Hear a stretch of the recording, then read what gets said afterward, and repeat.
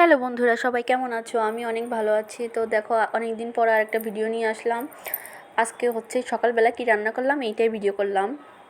তো সকালবেলা প্রথমে চাল দিয়ে ভাতগুলো উঠাই দিলাম, তারপরে উস্তে আর আলু ভাজি করবো এখন। উস্তে আর আলু ভাজি খেতে আমাদের অনেক ভালো লাগে। তোমাদের কার কার ভালো লাগে অবশ্যই জানাবে। তো দেখো, উস্তে আর আলু ভাজি উঠাইয়ে দিলাম। তো যাই হোক, উস্তে আর আলু ভাজি করব, আর একটা শাক রান্না করব, আর একটু পরে মাছ রান্না করব। মাছটা অবশ্য ভিডিও করিনি।